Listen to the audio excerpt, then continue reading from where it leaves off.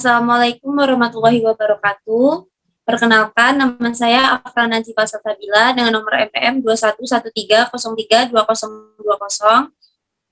akan membacakan PPT saya yang berjudul Hakikat Pendidikan Kewarganegaraan. Yang pertama, pembahasan pengertian pendidikan kewarganegaraan. Pembahasan kedua, hakikat pendidikan kewarganegaraan. Pembahasan ketiga, tujuan pendidikan kewarganegaraan dalam pencerdasan kehidupan bangsa. Pengertian pendidikan kewarganegaraan.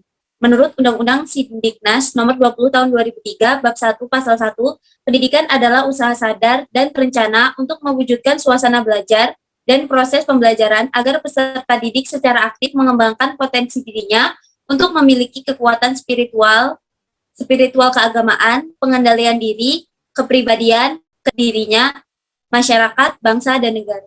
97. Pendidikan adalah proses perkembangan kecakapan seseorang dalam bentuk sikap dan perilaku yang berlaku dalam masyarakatnya. Ketiga, menurut Godfrey Thompson, 1977, pendidikan adalah pengaruh lingkungan atas individu untuk menghasilkan perubahan yang tetap di dalam kebiasaan tingkah lakunya, pikirannya, dan perasaannya. Berdasarkan pendapat di atas, dapat disimpulkan bahwa pendidikan mengandung tujuan yang ingin dicapai, yaitu membentuk kemampuan individu, mengembangkan dirinya yang kemampuan-kemampuan dirinya berkembang sehingga bermanfaat untuk kepentingan hidupnya sebagai seorang individu maupun sebagai warga negara dan warga masyarakat.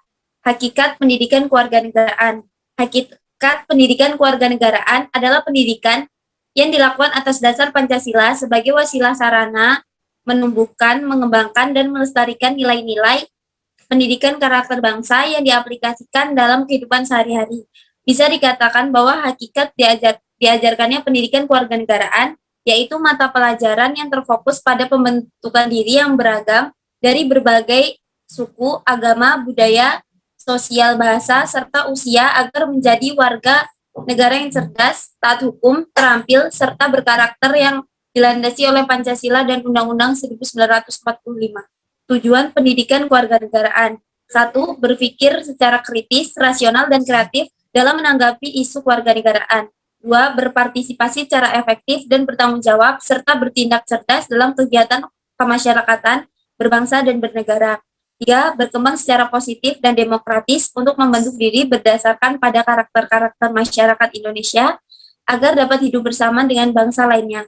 4. Berinteraksi dengan bangsa-bangsa lain dalam percaturan dunia secara langsung atau tidak langsung dengan memanfaatkan teknologi informasi dan komunikasi. Fungsi pendidikan kewarganegaraan dalam mencerdaskan kehidupan bangsa.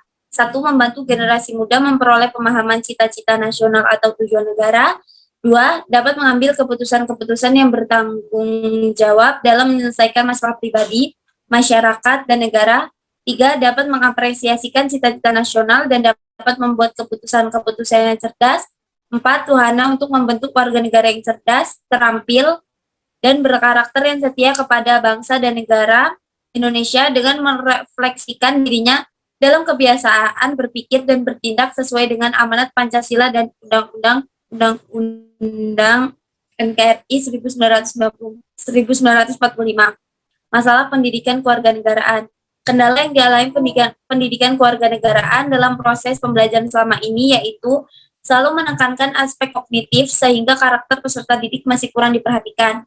Kompetensi guru juga menjadi penghalang terbangunnya karakter peserta didik, karena sebagian guru di Indonesia belum mampu menguasai 4 kompetensi, yaitu pedagogik, profesional, sosial, dan kepribadian secara menyeluruh. Metode pembelajaran yang digunakan guru dalam proses pembelajaran juga monoton yang membuat tidak maksimalnya proses pembangunan karakter peserta didik. Fenomena ini menjadi salah satu munculnya permasalahan di Indonesia, yaitu krisis pendidikan di Indonesia, yaitu krisis pemuda sehingga terdampak pada tindakan kriminal yang dilakukan oleh pemuda. Terima kasih, saya akhiri. Wassalamualaikum warahmatullahi wabarakatuh. Baik, sebelumnya Assalamualaikum warahmatullahi wabarakatuh. Saya Satika Putri dengan NPM 211303264. Di sini saya akan mempresentasikan hasil kerja saya, yaitu yang berjudul Hakikat Pendidikan Kewarganegaraan. Belajar mengenai pendidikan kewarganegaraan pada dasarnya merupakan belajar tentang demokrasi, keindonesiaan, bahkan belajar mengenai manusia yang berkepribadian Indonesia. Sejak kapan Indonesia menyelenggarakan pendidikan kewarganegaraan, yaitu pada awal kemerdekaan yang lebih banyak dilakukan pada tataran sosial kultural dan dilakukan oleh para pemimpin negara. Kemudian istilah kewarganegaraan digunakan dalam perundang-undangan mengenai status formal warga negara dalam suatu negara, misalnya sebagaimana diatur dalam Undang-Undang Nomor 2 Tahun 1949 dan Peraturan tentang Didik Kewarganegaraan serta Peraturan tentang Naturalisasi atau pemerolehan status sebagai warga negara Indonesia bagi orang-orang atau warga negara asing. Menurut Muhammad Lukman Sumantri tahun 2001, pendidikan kewarganegaraan adalah program pendidikan yang berintikan demokrasi politik yang berluas dengan sumber-sumber pengetahuan lainnya, pengaruh-pengaruh positif dan pendidikan sekolah, masyarakat, dan orang tua ya semuanya itu diproses guna melatih para siswa untuk berpikir kritis, analisis, bersikap, dan bertindak demokratis dalam mempersiapkan hidup demokratis yang berdasarkan Pancasila dan Undang-Undang 1945. Nah, di dalam pentingnya pendidikan kewarganegaraan ini, yang pertama adalah secara yuridis, menjadikan peserta didik menjadi manusia yang memiliki rasa kebangsaan dan cinta tanah air. Kemudian secara terminologis, program pendidikan yang berlintikan demokrasi politik diperlukan dengan sumber-sumber pengetahuan lainnya. Kemudian secara historis, awalnya diselenggarakan oleh organisasi pergerakan yang bertujuan membangun cita Indonesia Merdeka. Setelah itu ada secara sosiologis, dilakukan pada tataran sosial kultural oleh para pemimpin di masyarakat yang mengajak untuk mencintai tanah air dan bangsa Indonesia. Di dalam pendidikan kewarganegaraan, dalam konteks pendidikan nasional UU RI nomor 20 tahun 2003, di sini ada kurikulum pendidikan dasar dan menengah. Nah, di dalam ini ada pasal 37 ayat 1 Undang-Undang nomor 22 tahun 2003. Di dalamnya ada pendidikan agama, pendidikan kewarganegaraan, dan bahasa.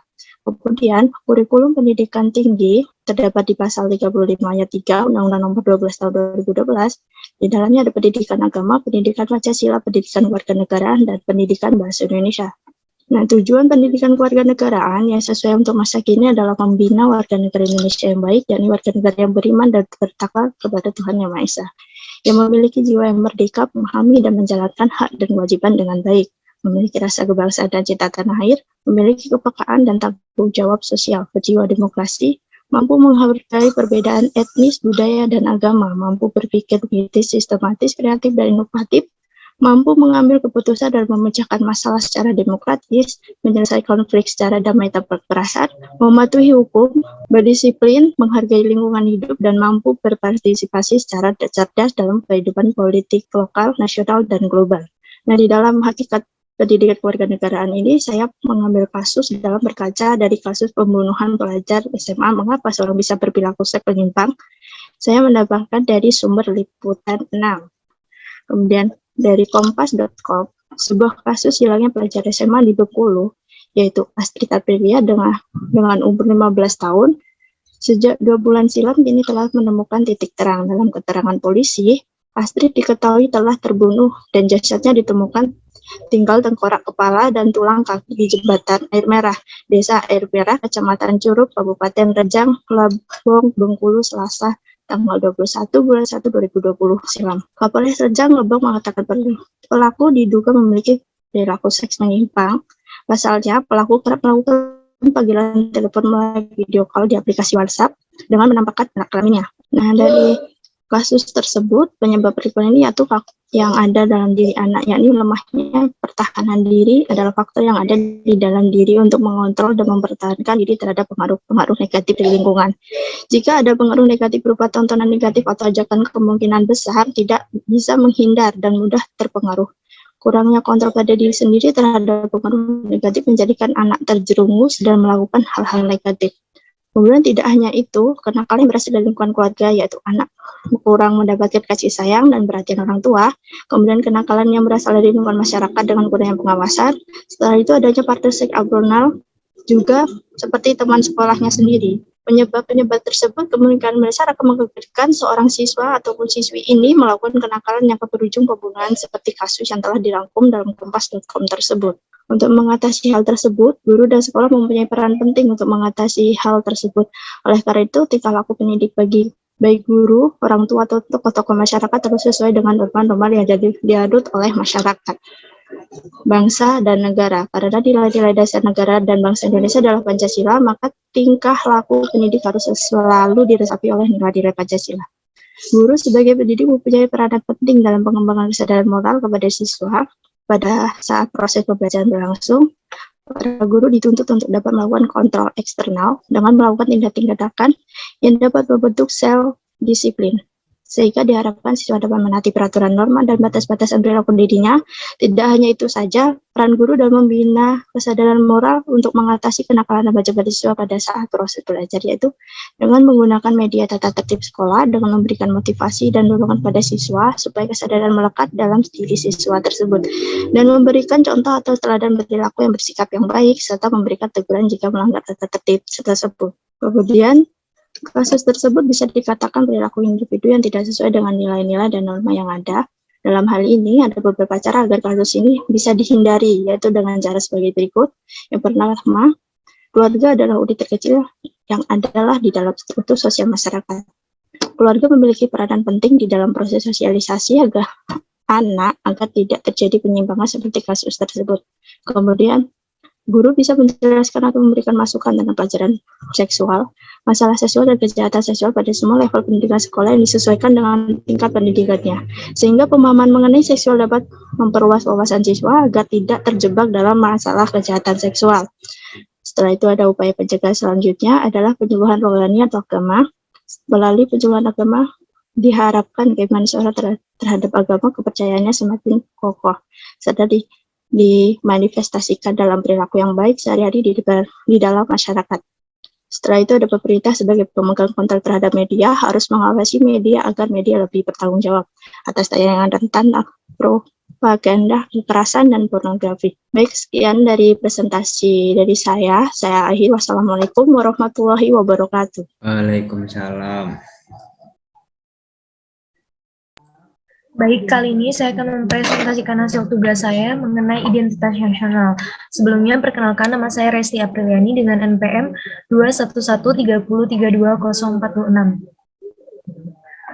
Materi ini terbagi menjadi beberapa topik pembahasan. Yang pertama, pengertian identitas nasional. Yang kedua, unsur pembentuk identitas nasional. Yang ketiga, faktor pembentukan identitas nasional.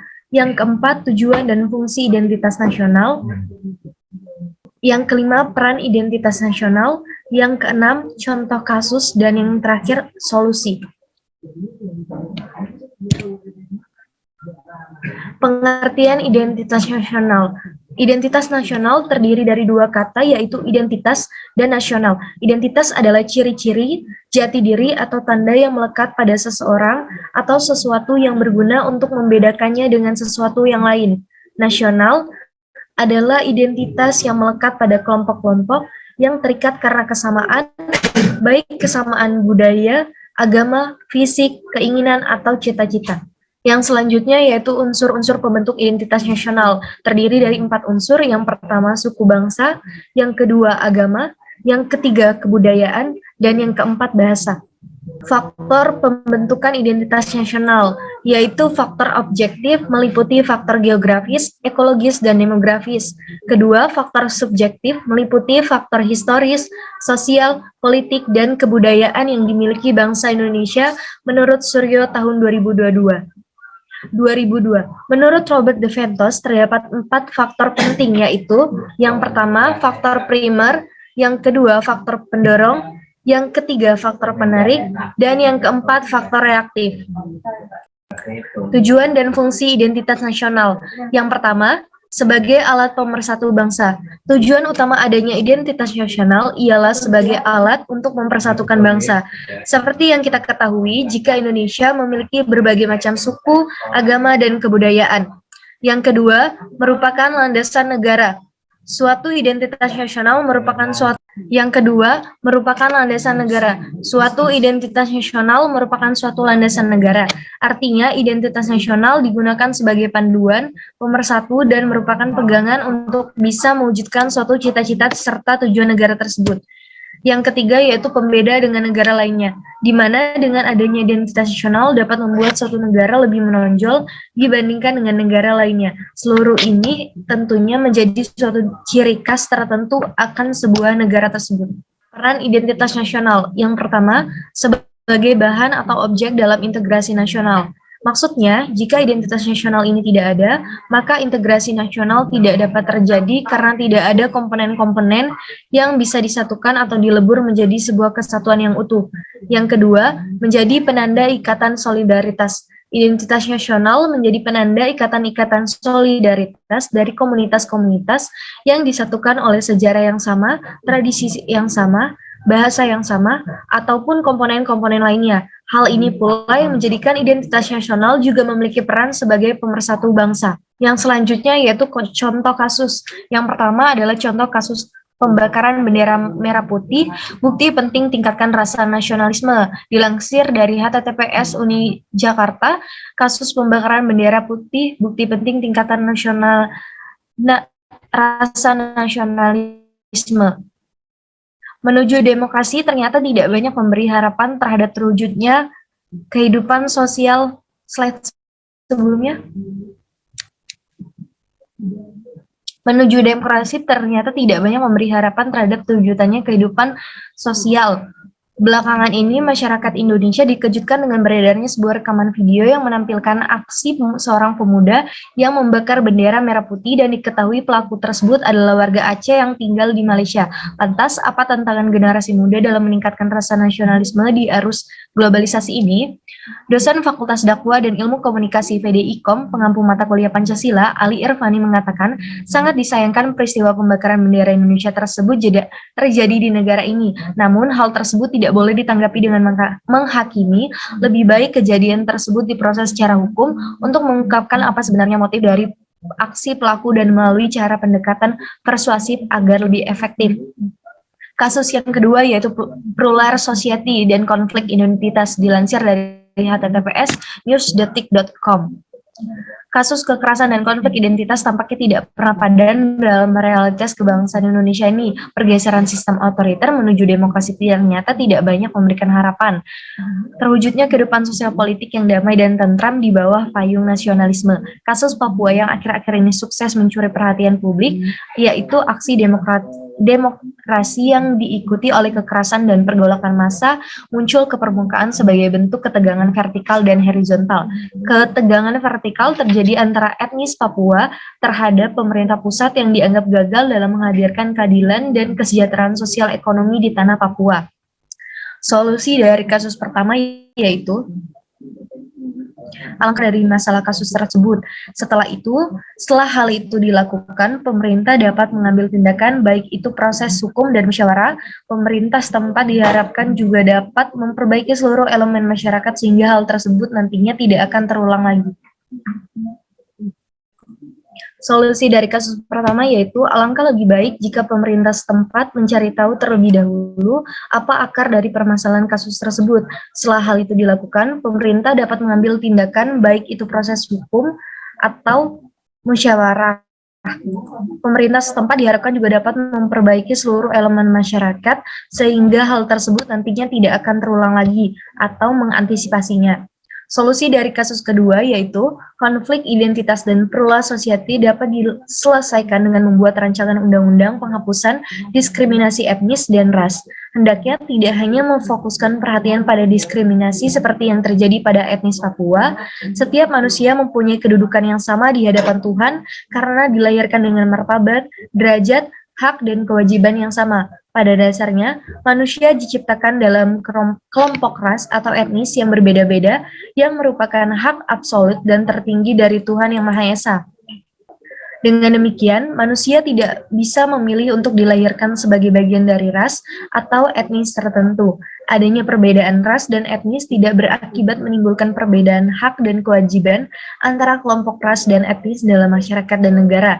Memberikan pola mediasi, cara penyelesaian konflik melalui pihak ketiga juga disebut sebagai mediator maupun bentuk lainnya sebagai rekonsiliasi, proses penyelesaian konflik dengan transformasi sebelum konflik itu terjadi, di mana masyarakat pada saat itu hidup dengan damai. Adapun cara dalam menyelesaikan konflik yang ada, yakni yang pertama, konflik itu harus dimanajemen menuju rekonsiliasi. Yang kedua, merubah sistem sepemahaman agama. Yang ketiga, mengurangi penampilan berhura-hura dalam kehidupan beragama. Yang keempat, redam nafsu distinkis untuk menghindari politik etnis. Demikian materi yang dapat saya sampaikan. Terima kasih. Bismillahirrahmanirrahim. Baiklah, izinkan saya di sini untuk mempresentasikan hasil kerja saya tentang integrasi nasional sebagai salah satu parameter persatuan dan kesatuan bangsa negara Republik Indonesia yang disusun oleh saya sendiri. Pertama, pengertian integrasi nasional. Integrasi nasional pada hakikatnya adalah pengertian bersatunya suatu bangsa yang menempati wilayah tertentu integrasi dalam sebuah negara yang berdaulat. Dalam realitas nasional, integrasi nasional dapat dilihat dari aspek politik. Lazim disebut integrasi politik. Aspek ekonomi atau integrasi ekonomi, saling ketergantungan ekonomi antar daerah yang bekerjasama secara sinergis. Dan aspek sosial budaya atau integrasi sosial budaya, hubungan antara suku, lapisan, dan golongan. Secara umum, integrasi nasional mencerminkan proses persatuan orang-orang dari berbagai wilayah yang berbeda atau memiliki berbagai perbedaan baik etnisitas, sosial, budaya, atau latar belakang ekonomi menjadi satu bangsa, terutama karena pengalaman sejarah dan politik yang relatif sama. Pengembangan integrasi di Indonesia. Howard Origin menyebut ada 5 pendekatan atau cara bagaimana pemimpin politik mengembangkan integrasi bangsa. Kelima pendekatan yang selanjutnya kita sebut sebagai faktor yang menentukan tingkat integrasi suatu negara. Yang pertama, adanya ancaman dari luar. Masyarakat akan bersatu meskipun berbeda suku, agama, dan rasa ketika menghadapi musuh bersama. Contoh, ketika penjajah Belanda ingin kembali ke Indonesia, masyarakat Indonesia bersatu padu melawannya. Suatu bangsa yang sebelumnya berseteru dengan saudara sendiri, suatu saat dapat berintegrasi ketika ada musuh negara yang datang atau ancaman bersama yang berasal dari luar negeri. Adanya anggapan musuh dari luar mengancam bangsa juga mampu mengintegrasikan masyarakat bangsa itu. 2. Gaya politik kepemimpinan. Gaya politik para pemimpin bangsa dapat menyatukan atau mengintegrasikan masyarakat bangsa tersebut. Pemimpin yang karismatik dicintai rakyatnya dan memiliki jasa-jasa besar umumnya mampu menyatukan bangsanya yang sebelumnya tercerai-berai. 3. Kekuatan lembaga-lembaga politik, misalnya birokrasi, juga dapat menjadi sarana pemersatu masyarakat bangsa. Birokrasi yang satu dan padu dapat menciptakan sistem pelayanan yang sama, baik dan diterima oleh masyarakat yang beragam. Pada akhirnya masyarakat bersatu dalam satu sistem pelayanan. 4. Integrasi nasional. Seperangkat nilai-nilai yang diterima dan disepakati, ideologi juga memberikan visi dan beberapa panduan bagaimana cara menuju visi atau tujuan itu. Jika suatu masyarakat meskipun berbeda-beda tetapi menerima satu ideologi yang sama, maka memungkinkan masyarakat tersebut bersatu. Bagi bangsa Indonesia, nilai bersama yang bisa mempersatukan masyarakat Indonesia adalah Pancasila. Pancasila merupakan nilai sosial bersama yang bisa diterima oleh seluruh masyarakat Indonesia. Nilai-nilai bersama tidak harus berlaku secara nasional. Yang kelima, kesempatan pembangunan ekonomi. Jika pembangunan ekonomi berhasil dan menciptakan keadilan, maka masyarakat bangsa tersebut bisa menerima sebagai satu kesatuan. Namun jika ekonomi menghasilkan ketidakadilan, maka muncul kesenjangan atau ketimpangan. Orang-orang yang dirugikan akan miskin, sulit untuk mau bersatu atau merasa satu bangsa dengan mereka yang diuntungkan serta yang mendapatkan kekayaan secara tidak adil. Pentingnya integrasi nasional.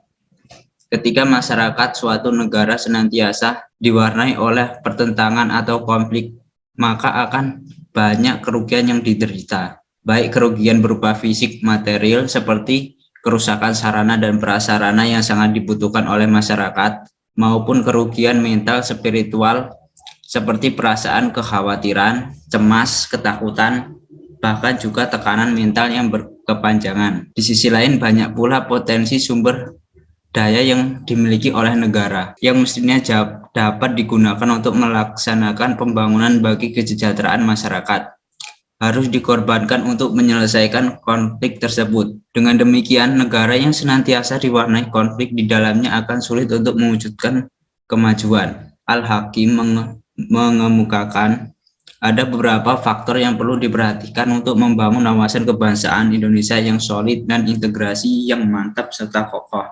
Yang pertama, kemampuan dan kesadaran bangsa dalam mengelola perbedaan sara dan keanekaragaman budaya dari adat istiadat yang tumbuh dan berkembang di wilayah Nusantara. Perbedaan-perbedaan itu bukanlah sebagai suatu hal yang dipertentangkan, akan tetapi harus diartikan sebagai kekayaan dan potensi bangsa. Kedua, kemampuan mereaksi penyebaran ideologi asing, dominasi ekonomi serta penyebaran globalisasi dalam berbagai aspek dunia memang selalu berubah seirama dengan perubahan masyarakat dunia. Tantangan dalam membangun integrasi. Tantangan yang dihadapi datang dari dimensi horizontal dan vertikal. Dalam dimensi horizontal, tantangan yang berakar pada perbedaan suku, agama, ras, dan geografi. Sedangkan dalam dimensi vertikal, tantangan yang ada adalah berupa celah perbedaan antara elit dan massa, di mana latar belakang pendidikan kekotaan menyebabkan kaum elit berbeda dari massa yang cenderung berpandangan tradisional. Masalah yang berkenaan dengan dimensi vertikal lebih sering muncul ke permukaan setelah berbaur dengan dimensi horizontal, sehingga hal ini memberikan kesan bahwa dalam kasus Indonesia dimensi horizontal lebih menonjol daripada dimensi vertikalnya. Terkait dengan dimensi horizontal ini, salah satu persoalan yang dialami oleh negara-negara berkembang termasuk Indonesia dalam mewujudkan integrasi nasional adalah masalah primordialisme yang masih kuat. Pentingnya integrasi nasional. Faktor pembentuk integrasi nasional. Perasaan persatuan dan perjuangan. Salah satu faktor dan kontributor terpenting bagi integritas dan persatuan nasional adalah perasaan berbagi nasib dan persahabatan yang sama. Ini dimulai pada masa kolonial ketika orang Indonesia tanpa memandang suku, agama, ras, atau kelas bersatu untuk kemerdekaan dari keinginan yang sama. Yang kedua, menginginkan persatuan. Salah satu peristiwa yang menunjukkan keinginan Indonesia untuk bersatu adalah peristiwa Sumpah Pemuda pada tanggal 28 Oktober 1928. Masa Indonesia ingin bersatu dengan semangat juang yang sama sesuai dengan cita-cita bangsa. Ketiga, cinta tanah air. Faktor-faktor yang mempengaruhi integrasi nasional juga disebabkan oleh kecintaan masyarakat Indonesia terhadap tanah air. Hal ini terbukti sampai hari ini dalam perjuangan penaklukan, pemeliharaan, dan pendudukan Republik Indonesia. Yang keempat, bentuk idealisme nasional. Integrasi nasional merupakan bentuk ideologi nasional yang disepakati bersama melalui ideologi Pancasila. Indonesia yang memiliki banyak perbedaan dan keragaman dapat terus bersatu. Hal ini karena nilai-nilai Pancasila berlaku bagi masyarakat, bangsa, dan kehidupan bangsa. Yang kelima, budaya gotong royong. Faktor yang memungkinkan terjadinya integrasi nasional adalah adanya budaya gotong royong. Budaya gotong royong dikenal sebagai ciri khas individualitas masyarakat Indonesia yang diturunkan secara turun-temurun dan dilestarikan hingga saat ini. Yang keenam, memprediksi ancaman asing. Integrasi nasional juga penting dalam memprediksi ancaman eksternal. Bentuk ancaman eksternal dapat berupa pendudukan wilayah atau pulau terluar di Indonesia. Selain faktor pendorong, ada juga faktor penghambat integrasi nasional. Yang pertama, masyarakat Indonesia yang beragam. Masyarakat yang ada sangat beragam dan mencakup berbagai suku, agama, ras, dan golongan lainnya. Bahkan terbukti ada ribuan suku bangsa di Indonesia yang menghambat integrasi bangsa karena perbedaan yang tegas. Yang kedua, luas wilayah Indonesia. Luas wilayah Indonesia juga dapat menghambat integrasi nasional. Indonesia dikenal sebagai negara kepulauan dengan lebih dari 17.000 pulau yang dipisahkan oleh lautan luas. Yang ketiga, pemahaman etnosentrisme yang kuat. Etnosentrisme adalah bentuk fanatisme kelompok etnis yang mengakui budaya mereka lebih unggul dari budaya lain. Hal ini memungkinkan semua suku bangsa Indonesia untuk percaya bahwa budaya mereka lebih unggul dari suku-suku lain. Situasi ini dapat menjadi ancaman bagi integrasi nasional. Keempat, pembangunan yang tidak merata. Mengingat wilayah Indonesia yang sangat luas, tantangan dalam melaksanakan integrasi nasional adalah ketimpangan pembangunan. Wilayah Jawa dan Indonesia bagian barat mungkin lebih berkembang daripada Indonesia bagian timur. Hal ini dapat menyebabkan ketidakpuasan dengan beberapa pemangku kepentingan. Contoh kasus, peristiwa ledakan di depan gereja Katedral Makassar pada Minggu 28 Maret 2021. Melansir pemberitaan kompas.com, ledakan di gereja Katedral Makassar terjadi pada pukul 10.20 WITA. Pastor Welmus Tulak dari Gereja Katedral Makassar menuturkan, ledakan terjadi sesaat setelah ibadah misa kedua digelar. Umat yang ikut ibadah kedua sudah pada pulang. Kebetulan gereja punya beberapa pintu masuk dan pintu keluar. Jadi konsentrasi di satu pintu, ujar dia. Saat itu terjadi sirkulasi jamaah misa antara mereka yang sudah selesai lalu pulang dan mereka yang datang untuk mengikuti jadwal misa selanjutnya. Wilhelmus menyebutkan, 2 orang pelaku pengeboman datang mendekat ke pintu masuk gereja dengan menaiki sepeda motor. Beruntung gerak-geriknya sudah dicurigai dan petugas keamanan gereja berhasil mencegahnya masuk. Tapi sudah diamati petugas keamanan kami dan dia menahan di pintu itu gerbang dan disitulah terjadi ledakan, papar Wilhelmus. Ledakan cukup besar pun terekam kamera CCTV yang ada di sekitar lokasi. Akibat kejadian itu, 2 orang yang diduga pelaku dilaporkan tewas serta 20 orang terdiri dari warga, petugas keamanan gereja, dan jemaat mengalami luka akibat ledakan. Mereka pun dilarikan ke rumah sakit untuk mendapatkan penanganan. Sebagian sudah dipulangkan setelah mengalami luka ringan. Pelaku diketahui merupakan teroris jaringan Jamaah Ansarud Daulah atau JAD. Mereka terafiliasi dengan teroris yang melakukan bunuh diri di Jolo, Filipina 3 tahun yang lalu.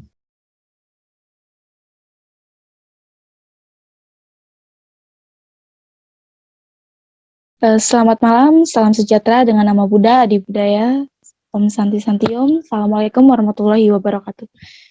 Terima kasih atas kesempatannya. Sebelumnya izin memperkenalkan diri, nama saya Maria Florentina Site.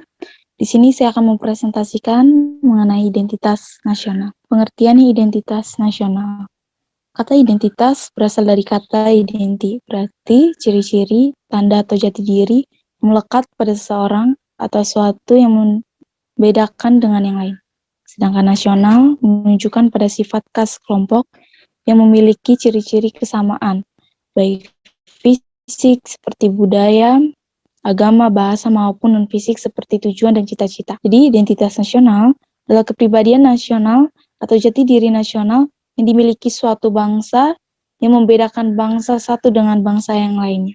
Dalam hal ini, tidak hanya mengacu pada individu saja, akan tetapi berlaku juga pada suatu kelompok. Dengan kata lain, identitas nasional adalah kumpulan nilai-nilai budaya yang tumbuh dan berkembang dalam berbagai aspek kehidupan dari ratusan suku yang dihimpun dalam satu kesatuan Indonesia menjadi kebudayaan nasional, dengan acuan Pancasila dan Bhinneka Tunggal Ika sebagai dasar dan arah pengembangannya. Menurut Quenta Wibisono 2005, identitas nasional berarti manifestasi dari nilai dan budaya yang tumbuh dan berkembang pada aspek kehidupan sebuah bangsa dan negara. dengan ciri khasnya sendiri yang akan membuatnya berbeda dengan bangsa lain dalam kehidupannya.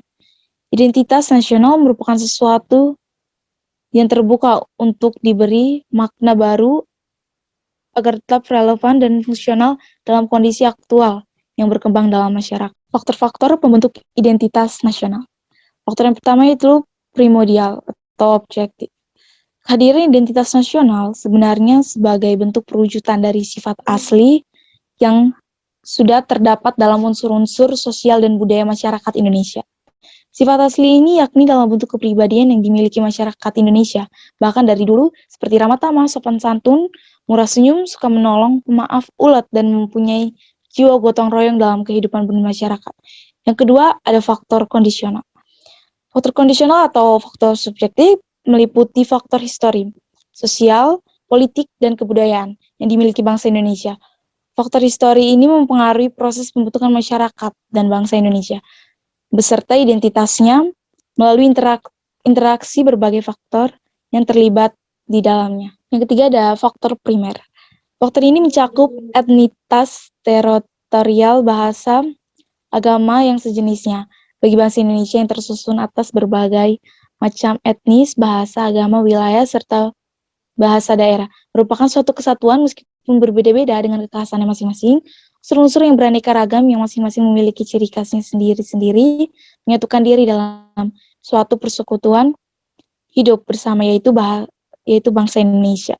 Kesatuan tersebut tidak menghilangkan keberagamaan dan hal ini yang dikenal dengan Bhinneka Tunggal Ika. Faktor yang keempat ada faktor pendorong, yaitu faktor ini terdiri dari pembangunan komunikasi dan teknologi, lahirnya angkatan bersenjata modern, dan pembangunan lainnya dalam kehidupan negara.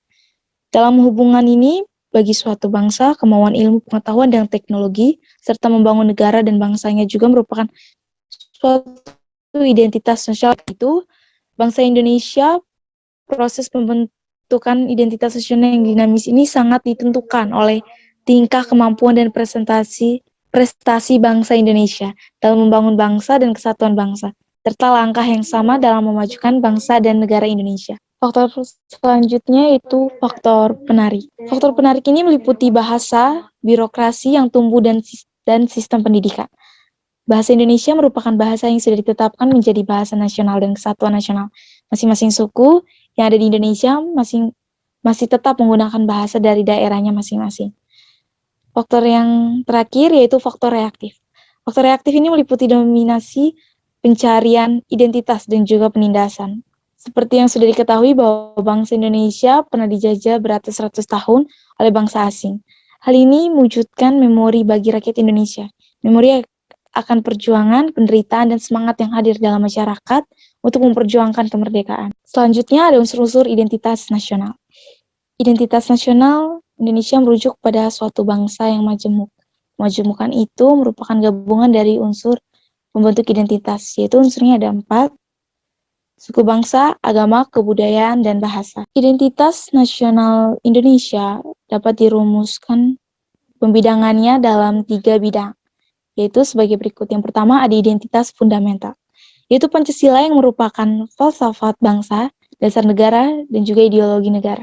Yang kedua identitas instrumental, yaitu berisi Undang-Undang Dasar 1945 dan tata perundangannya, bahasa Indonesia, lambang negara, bendera negara, lagu kebangsaan yaitu Indonesia Raya. Ketiga ada identitas alamiah, yaitu meliputi negara kepulauan, pluralisme dalam suku, bangsa, budaya, serta agama dan kepercayaan. Yang selanjutnya yaitu adalah Pancasila sebagai kepribadian dan identitas nasional Indonesia. Bangsa Indonesia sebagai salah satu bangsa yang memiliki sejarah serta prinsip yang berbeda dengan negara-negara lainnya. Pancasila sebagai dasar filsafat bangsa dan negara Indonesia pada nilai-nilai budaya dan keagamaannya yang dimiliki oleh bangsa Indonesia. Jadi filsafat tersebut tidak muncul secara tiba-tiba atau dipaksakan. Pancasila dirumuskan secara formal yuridis dalam pembukaan Undang-Undang Dasar 1945 sebagai dasar filsafat negara Indonesia yang nilai-nilainya telah ada dalam diri bangsa Indonesia itu sendiri. Prosesnya dari dilakukannya sidang-sidang BPUPKI, sidang panitia 9, yang diakhirinya dan disahkan secara formal yuridis sebagai dasar filsafat negara Republik Indonesia. Baik, saya akan sebutkan contoh-contoh studi kasus, yaitu adapun permasalahan-permasalahan yang berkaitan dengan identitas nasional yang dialami oleh bangsa ini. Yang pertama ada penganiayaan TKI di luar negeri. Lanjut, Cayo. Yang kedua ada pengkaiman tanah air oleh negara-negara tetangga. Contohnya yaitu kasus Kepulauan Sipadan dan Ligitan serta Pulau Ambalat yang diklaim oleh Malaysia. Selanjutnya,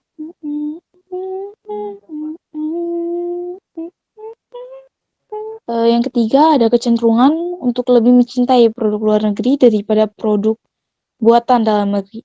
Yang keempat ada pencampur adukan bahasa Indonesia dengan bahasa asing dan daerah. Kelima ada pengkaiman kebudayaan oleh bangsa lain. Contohnya, tarian reong Ponorogo yang diklaim Malaysia sebagai tarian barongan.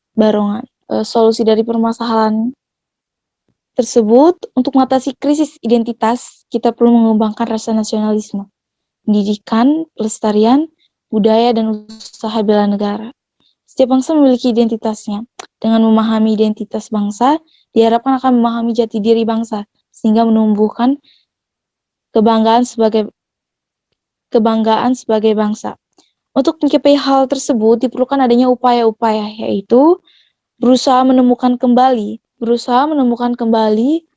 dan membangun jati diri, yang berarti membangun karakter, dengan menerapkan nilai-nilai Pancasila dalam kehidupan sehari-hari, mengembangkan jati diri, dan siap menjadi pemimpin yang berkarakter, dan siap mengembangkan semangat bangkit dari keterpurukan, mencintai dan menggunakan produk dalam negeri, dan mengurangi konsumsi dan ketergantungan terhadap produk luar negeri, menggunakan bahasa Indonesia dengan baik dan benar sesuai dengan kaidah kebahasaan, dan menghindari pencampuran bahasa, mencintai, menjaga, dan mengembangkan dan melestarikan kebudayaan daerah. Kesimpulan, identitas nasional Indonesia merupakan ciri-ciri yang dapat membedakan negara Indonesia dengan negara lain.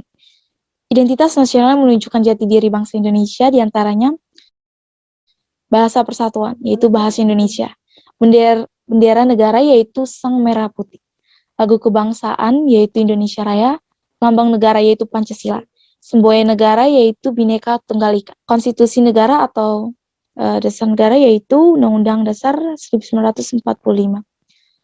Konsepsi wawasan Nusantara, kebudayaan daerah yang telah diterima sebagai kebudayaan nasional, implementasi identitas nasional dalam kehidupan berbangsa dan bernegara yang mencakup kehidupan politik, ekonomi, sosial, budaya, dan pertahanan, keamanan harus tercermin dalam pola pikir, sikap, dan tindakan, senantiasa mengutamakan kepentingan bangsa dan negara kesatuan Republik Indonesia di atas kepentingan pribadi dan golongan.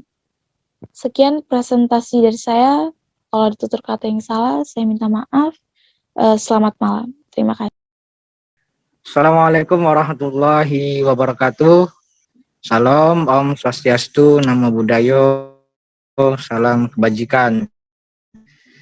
Alhamdulillah, seperti Allah Maha Pengasih lagi Maha Penyayang. Salam semoga selalu tercurahkan kepada junjungan kita Nabiullah Muhammad sallallahu alaihi wasallam. Mudah-mudahan kita semua mendapatkan syafaatnya di yaumil akhir kelak. Amin ya rabbal alamin. Pada kesempatan kali ini, izinkan saya memperkenalkan diri. Nama saya Ahmad Mulyawan, NPM 211 3332044. Kali ini saya akan mempresentasikan materi dengan tema integritas nasional. Baiklah, langsung saja saya mulai. Slide selanjutnya. Yang pertama, integritas nasional. Integrasi nasional adalah upaya atau penyatuan pembaruan suatu bangsa sehingga menjadi satu kesatuan yang utuh. Memiliki integrasi nasional berarti sama saja dengan konsep menyatukan bangsa dan dengan kesederhanaan. Dan menurut Kamus Besar Bahasa Indonesia atau KBBI, integrasi adalah pembaruan sampai menjadi satu kesatuan yang bulat dan utuh. Adapun kata nasional berarti bangsa, berarti integrasi nasional merupakan upaya penyatuan berbagai perbedaan seperti kelompok budaya dan kelompok suku dalam suatu wilayah sehingga membentuk kesatuan. Jadi integritas nasional merupakan suatu upaya penyatuan daripada berbagai elemen unsur masyarakat yang ada dengan latar belakang pandangan, sudut pandang, kebudayaan dan lain sebagainya agar menjadi satu kesatuan sehingga nantinya dapat melaksanakan tujuan bersama dengan baik untuk mencapai tujuan bersama dengan baik. Kemudian selanjutnya faktor pendorong integrasi nasional. Faktor pendorong merupakan faktor yang mempengaruhi mohon maaf selanjutnya. Baik, mohon maaf. Ya, benar. Faktor pendorong integrasi nasional. Faktor pendorong merupakan faktor yang mempengaruhi kemajuan suatu proses atau tindakan tertentu yang dilakukan oleh seorang maupun kelompok. Arti dari faktor pendorong adalah beberapa unsur yang mempengaruhi sehingga terjadinya perubahan-perubahan atau upaya untuk mencapai perubahan dalam integrasi nasional. Yang pertama ada faktor sejarah. Masyarakat mengalami sejarah yang sama, sama-sama merasakan penjajahan, misalkan penjajahan dari Belanda, dan ini yang akan membuat kita menjadi bersatu untuk mencapai tujuan bersama, keinginan bersama, yaitu merdeka daripada kolonialisme. Kemudian yang kedua ada faktor yang kedua yaitu adanya ideologi nasional. Pancasila sebagai ideologi nasional tidak dapat digantikan oleh ideologi manapun. Walaupun Indonesia terdiri dari banyak kepercayaan, arti penting dan fungsi Pancasila sebagai pandangan hidup bangsa tidak bisa terlepas dari kehidupan masyarakat sehari-hari.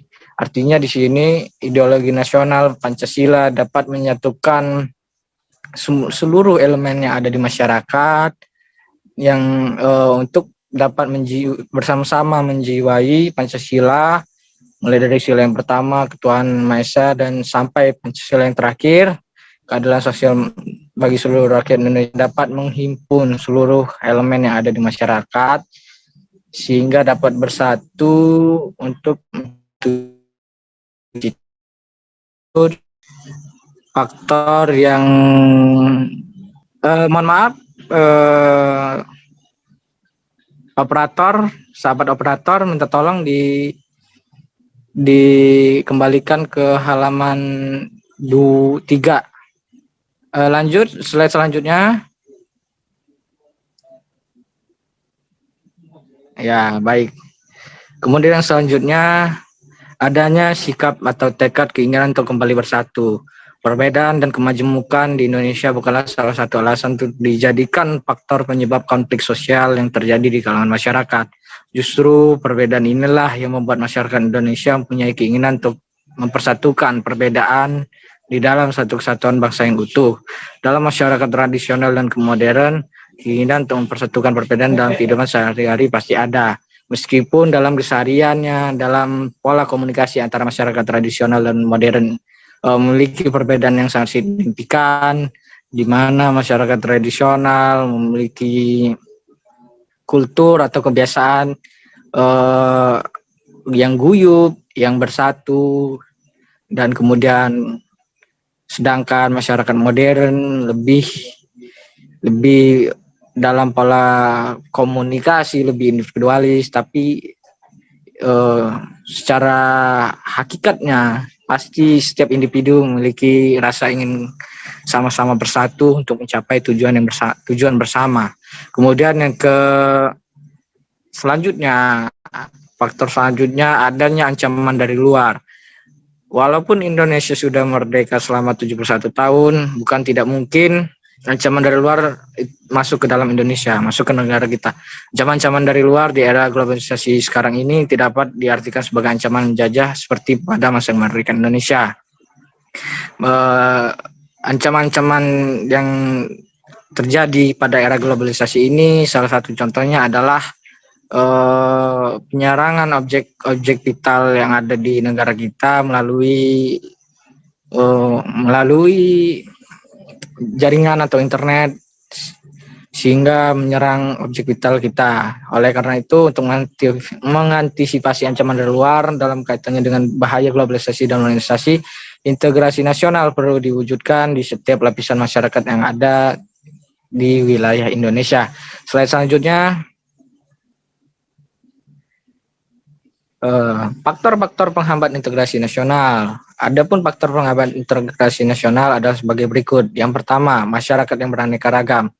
Masyarakat yang beraneka ragam menyebabkan banyaknya sudut pandang daripada suatu individu karena terdiri dari berbagai macam kelompok, suku, agama, ras, dan golongan.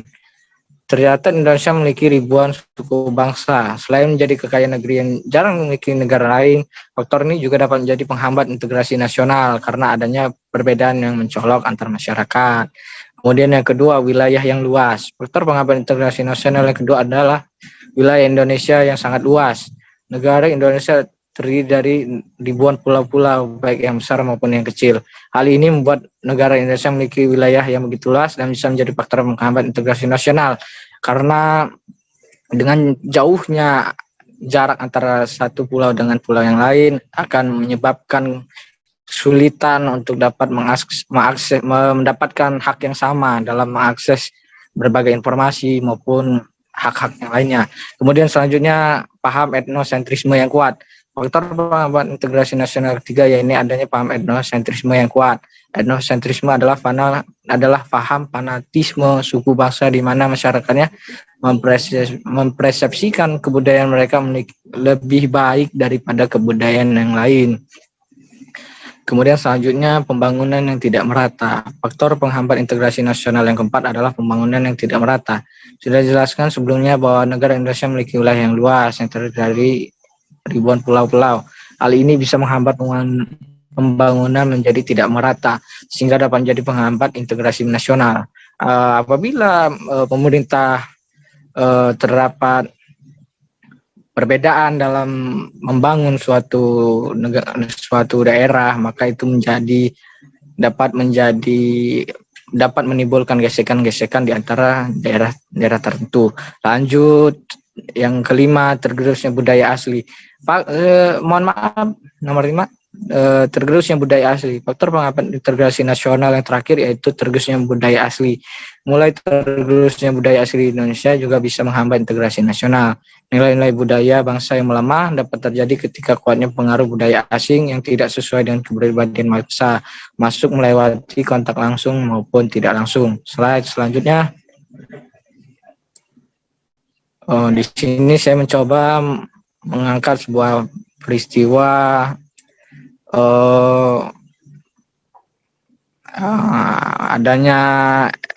adanya etnosentrisme yang kuat yang terjadi di Provinsi Lampung, itu kerusuhan yang terjadi di Lampung tahun 2012, yaitu serangkaian kerusuhan yang terjadi di Lampung Selatan pada tanggal 27 Oktober hingga 29 Oktober 2012. Kerusuhan ini bermula daripada program transmigrasi yang diadakan oleh pemerintah. Ketiga warga asal Bali masuk ke Lampung dan ditempatkan di Lampung Selatan. Di Lampung Selatan mereka kemudian mendirikan perkampungan Bali Nuraga, Bali Agung, dan Bali Napal. Konflik kemudian mencuat setelah dua gadis dari penduduk desa Agom, Lampung Selatan, penduduk asli Lampung di Lampung Selatan, terjatuh dari motor yang kemudian dibantu oleh warga desa Bali Nuraga. Ketika membantu, terjadi kesalahpahaman di antara keduanya.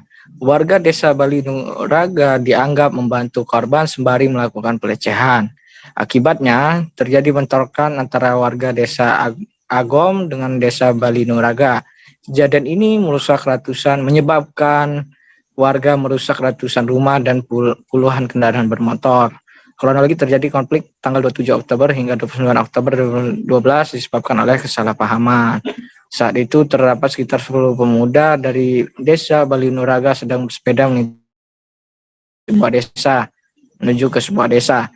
Dari arah berlawanan tanpa sengaja rombongan ini menyerempet pengendara motor yang sedang dinaiki oleh dua gadis tersebut. Kedua gadis ini adalah warga desa Agom. Setelah kecelakaan terjadi, para pemuda berniat untuk menolong kedua gadis tersebut. Slide selanjutnya. Nah, dikarenakan kesalahpahaman yang terjadi antara pemuda suku Bali dan dua pemudi suku Lampung, hal itu menyebabkan terjadinya gesekan yang sangat luar biasa, sehingga menyebabkan rusaknya fasilitas rumah warga dan lain sebagainya.